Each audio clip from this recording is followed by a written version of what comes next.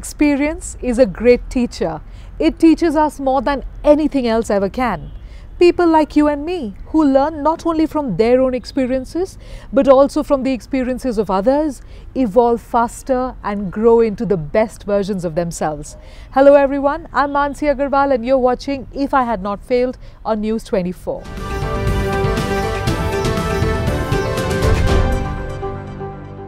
My guest today is one of Nepal's most respected politicians. His illustrious career spanned many decades and truly changed the course of the history of this country. He saw himself in many different ministries at the very helm, and he was also completely instrumental in negotiating the panchayat system and transitioning to the current multi-party democracy system that we have. Today we're going to talk to him not just about all his wonderful and rich experiences, but also about what we can learn and imbibe in our own lives, whether corporate or otherwise. He is wise, he is wonderful, and he is extremely wonderful to talk to. Here's welcoming Mr. Pashupati Shamsher Jang Bahadur Rana. Namaste sir, thank you so much for actually agreeing to do this. It means a lot to me that you took out time from your schedule and you decided to have this conversation. Thank you so much. Namaskar Mannsi ji. Good to see you. So glad to see you, sir.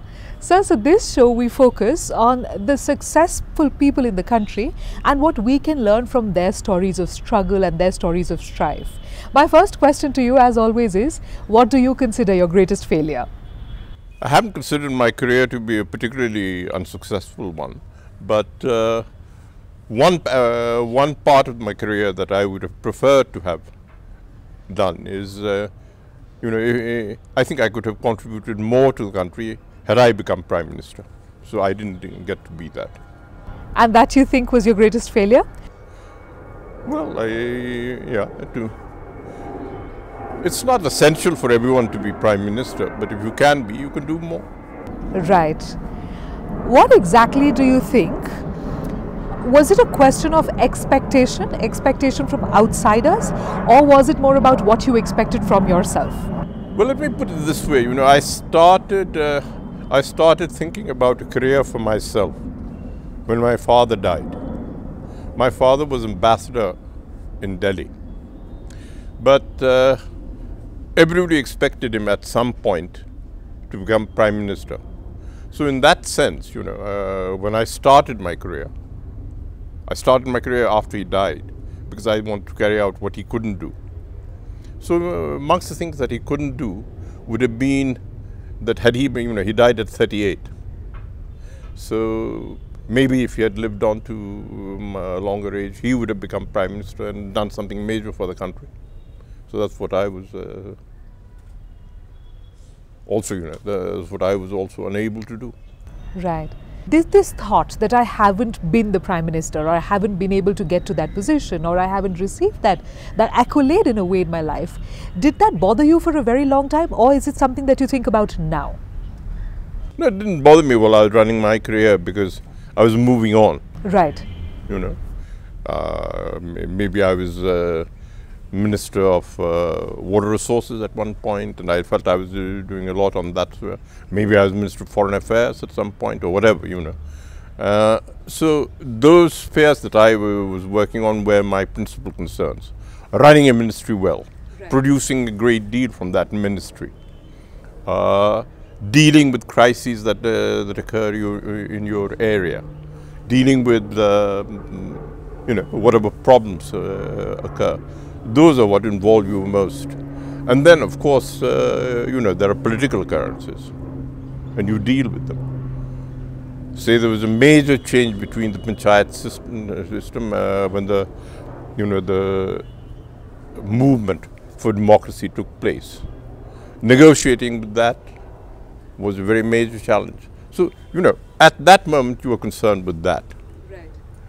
And then, you aim at your point to do the maximum you can in your career. Right. So this is how it goes. Absolutely, that's wonderful to hear, because you come from a lot of understanding of the way the government runs. You come from having worked across many different sort of industries and ministries, so to say. Do you think that becoming the Prime Minister would have given you an edge because you had so much experience already? You had so many different kinds of portfolios that you had handled. Do you think being the Prime Minister would have given you like this extra experience that you would have brought to the table? No, no, it's more what you could have done with that position. You know, if you set out to make the country a better place to live in, okay, in water resources you can do a limited area, okay, because Nepal is so greatly endowed with water resources. That is perhaps the one single field where you can do the most. But you know, once you're Prime Minister, then you cover the whole setup. So you could do more for the country as a whole. So that's the issue. How do you think, sir, your life would have been different if you would not have failed and if you would have become the Prime Minister? That I really can't tell. You know, it's an aim that I held, like most people do when they enter politics. But you know, you could only if you had been the Prime Minister, then you could have said, I had done this and I didn't do this. But having not been there, right. You know, I mean, this is purely hypothetical. Absolutely. So, sir, tell me one thing. When you look back at your career, do you look back with a lot of pride or a bit of regret as well? No, on the whole, I'm quite happy with what I achieved. I think whatever came under my responsibility, I ran it well, and it produced the maximum it could at that point. So with that, I'm really quite happy. So, was your family aware that you wanted to, at one point, become the Prime Minister? Was your family aware? No, of course aware, no? When you say my family, principally my wife, you know, we discussed these things, and so she knew about that aspect as well. Was she encouraging you? Was she trying to sort of support you through the process, or was she more satisfied with whatever it is that you were doing? No, I've had every possible support in all my endeavors with my wife, and my daughters also have been a great support to me, particularly in the elections. You know, they leave whatever they're doing wherever they are abroad, and they come here and they work for. That's wonderful. Sir, in spite of not being the Prime Minister, since you've done so many different things for the country in so many different ways, what do you consider your greatest highlight or your greatest success? Well, I think a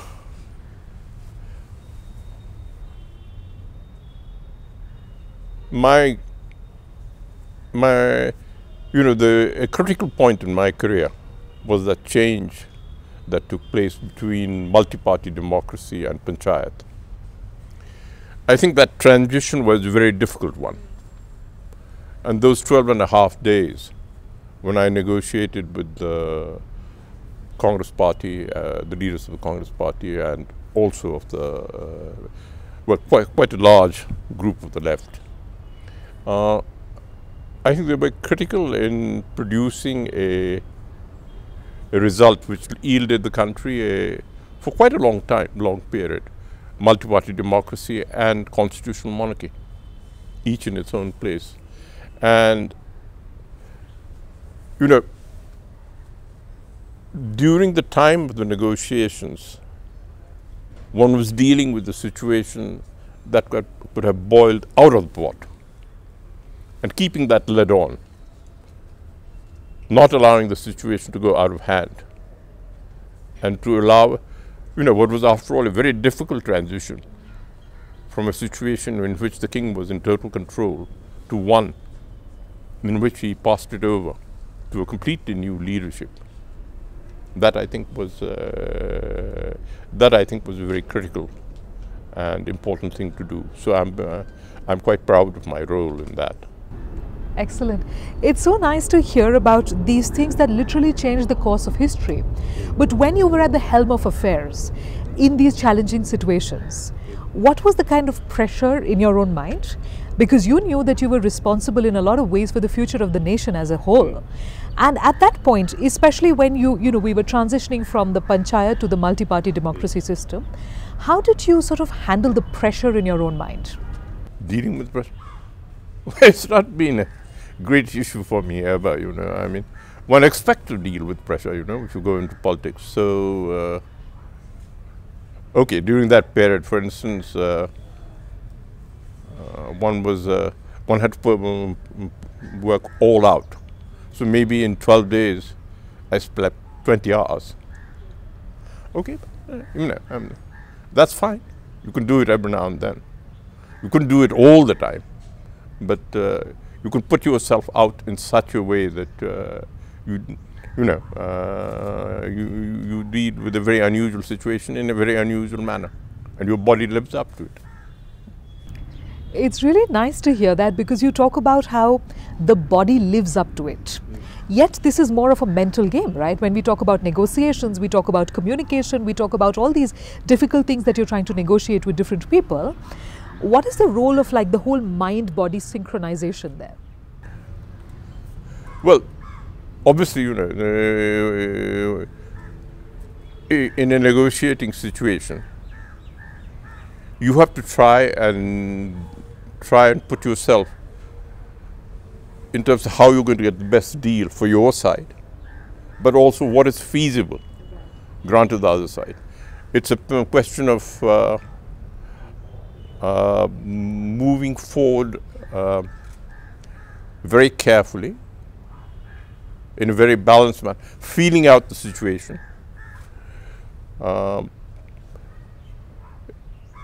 It's a difficult, nuanced activity, but it's an activity, sometimes you work better when you're working at your peak effort. So, it's both, it's exciting, and if you feel you've achieved something, then it's also rewarding. Tell me one thing, sir. In a negotiation situation, when you're negotiating with people, how do you think win-win? Now, this is about helping other people understand when you're in a difficult situation and you're trying to negotiate with somebody, how do you think win-win? What is the strategy? Well, win-win and all that is a bit of jargon. Basic what you're trying to do is you're trying to get, well, I was negotiating from the point of view of the king. So I was trying to get the best deal for him. But what's the best deal for the monarchy at that time was what was possible, along with the other forces. So, when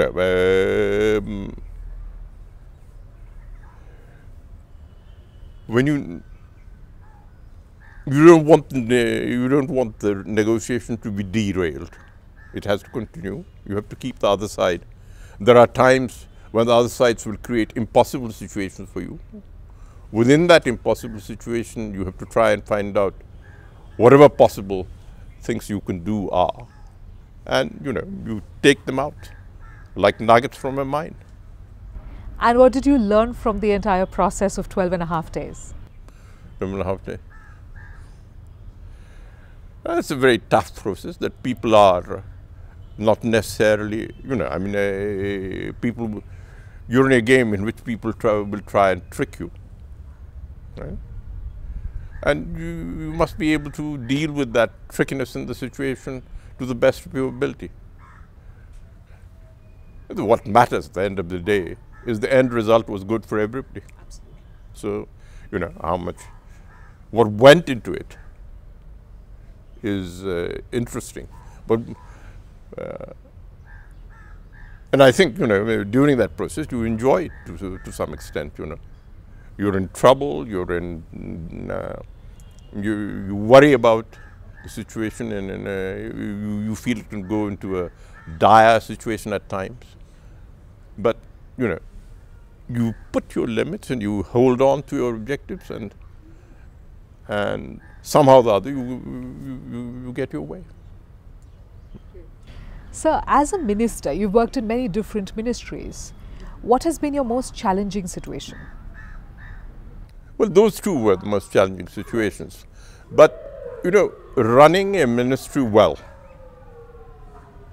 getting it to produce what it has to, you know, within that period, is also a very important. You know, if all you do is live for the exciting moments, but you don't run your ministry, you don't get the best that you can produce during that time.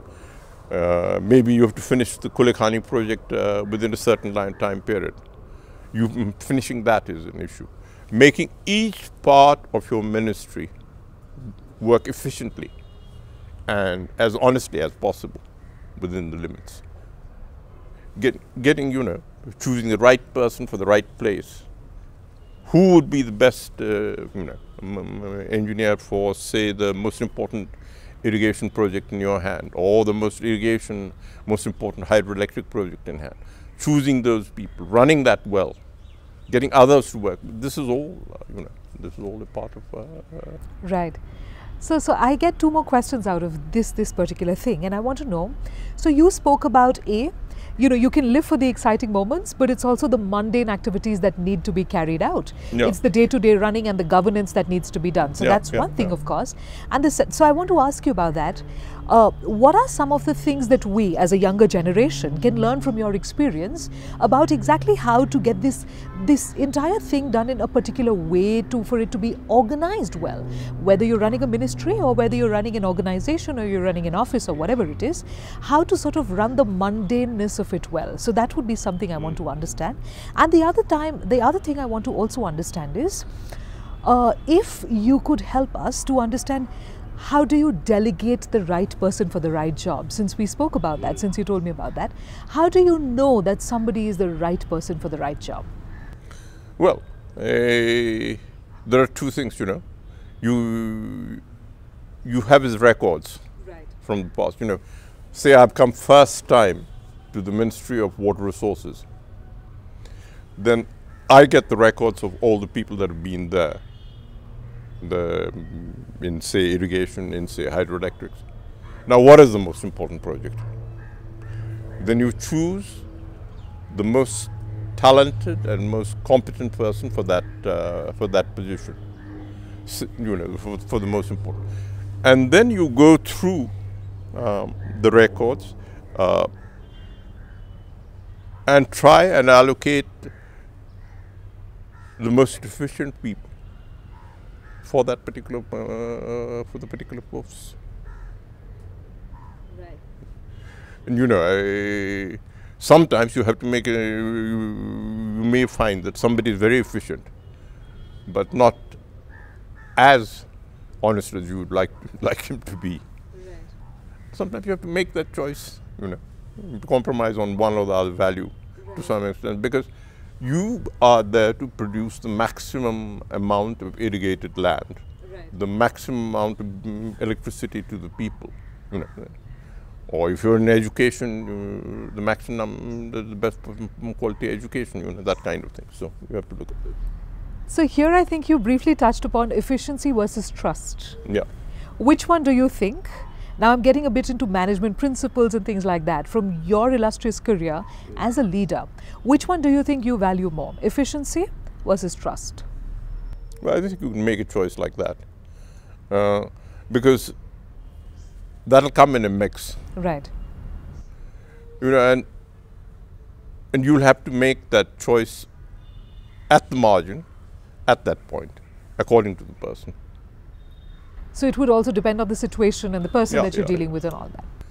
Well, what does that cost? What is important? You know, the size of the project, the delivery you want. It's too many things. It's too many factors at play.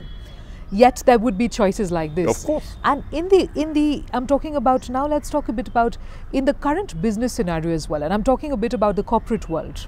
There are lots of things that we can learn. We as the younger generation again can learn from your experience as a leader, as somebody who's worked in many different ways in this country. What are some of the things that you think we can imbibe in our lives, apart from the basic stuff, but what you've learned as a leader? Well, the most important thing is that you yourself have very clear aims in life. This is what you want to do. And after that, after you set your aims, then you have to be as efficient as possible to achieve those aims while maintaining your values. Right. What are some of the things that leaders can do to be even more efficient as leaders? That depends partly on what you do, partly on chance also.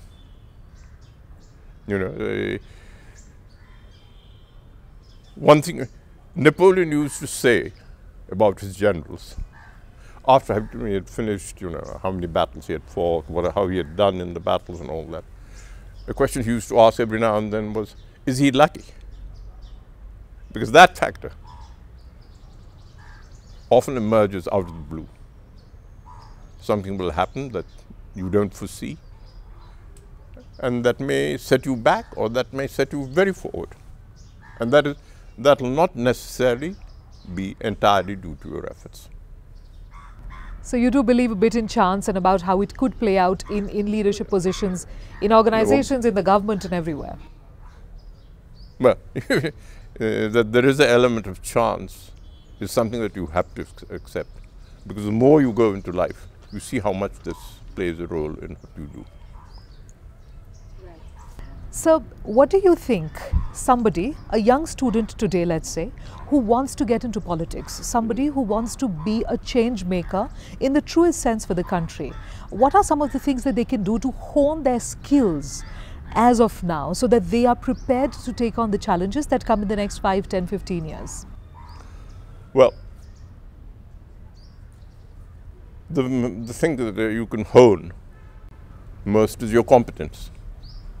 Learn as much as you can on, you improve your management abilities, improve your assessment abilities, make yourself, to some extent, if you're in democratic politics, you have to make yourself as likable as you can. Right. Okay? So all these things are what you try for. What else could you try, I think? Well, given the situation in Nepal, I think it's very, very important that you learn values. Because I have personally not been in power in the almost over 2 decades. In these years, I think there's been a decline both in values and in competence. And so I would say for a young man now, or a young lady, that they should give as much importance to values, to running the country honestly, as to running it well. I love that thought, because you talk about running the country honestly is as important as running a country well. Do you believe that it's only when you run a country honestly that you are actually running it well? Do you believe that they would not? No. I wouldn't say that necessarily, but I would say that well, there's not been a huge amount of competence in the running of the country that I can talk about. But what is lacking, everybody feels that honesty, integrity has been lacking. So that needs to be changed. And how do we as parents, now I have a son who's 7.5. How do I as a parent then encourage my child at this very age to build up honesty and integrity? How do we build up these values in our children? Behave honestly yourself. Imitation? Yeah. Instill the values of honesty in him. Instill, I think it's very important to instill ideals. And that's not something that's easy. right. Do you think it's a work in progress? It keeps on happening forever and ever, that you're challenged and to be able to make the right choice at the right point of time. Is it something that we can No, values is not just the right choice at the right time. Values is something it's something you believe in. Right. It's an ideal. Absolutely. Yeah. That's something you don't compromise on. Right. So what do you think are the 3 most non-negotiable values that any person who wants to be a leader, it doesn't necessarily have to be in politics, any person who wants to be a leader should have? The 3 most important values that we need to see in a leader. Well, the most important quality is the ability to lead. A leader must, if you can't lead, there's no point whatsoever. The second is, I think, a commitment to a broad set of ideals, including honesty. The third thing is, I think, a vision for the country. What is your vision for Nepal, sir? Well, obviously for Nepal, you know, it's 3 areas of Nepal which have tremendous potential. Water resources. And if you get into commercial crops, I think there's a great deal of potential in the land. And the third is, of course, you know, it's an extraordinarily beautiful country. So we need to sell ourselves. You know, I mean, it's very rare to have as good weather as you do in Nepal and as lovely a natural endowment as Nepal has.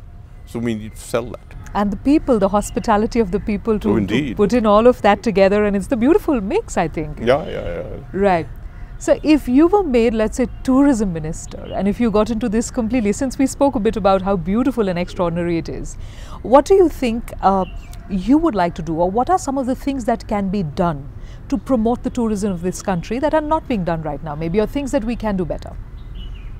Well, I think, you know, a lot of promotion of Nepal has taken place. Yeah. You know, Nepal is very well known. It's established as a destination. Maybe what we need to do more is concentrate a bit more on the high end of tourism. I think we've been selling, you know, the normal person coming to Nepal spends not so much money.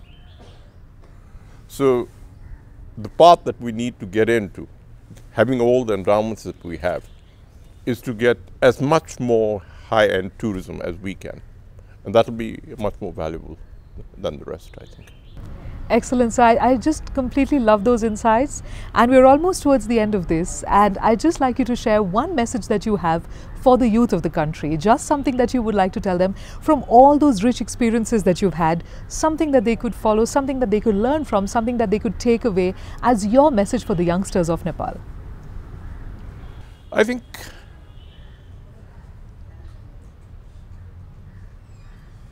it's very old-fashioned to say this, but I think the most important thing is honesty and idealism. While you may consider it's old-fashioned, I think that these things never go out of style, and I completely love that you had such a profound message in that short a span of time. Thank you so much, sir. It's been a pleasure having this conversation with you. I've gained a lot of insights. I feel I've learned so much, and I've heard so many wonderful things from you. Thank you so much for agreeing to do this. Thank you so much, sir. It's very kind of you, Mannsi. Today's conversation gave me an insider's view into the history of the country itself. I got so many different insights from his leadership career that I know I can incorporate into my own life, into a very corporate life as well. I was extremely happy when he spoke both about honesty and values, and about how these are things that we can take into our lives no matter who we are, and about how we can imbibe them into our careers. Thank you so much, sir, for being so generous, not just with your words but also with your time. I hope that everyone around can learn from the example that your life is. Thank you.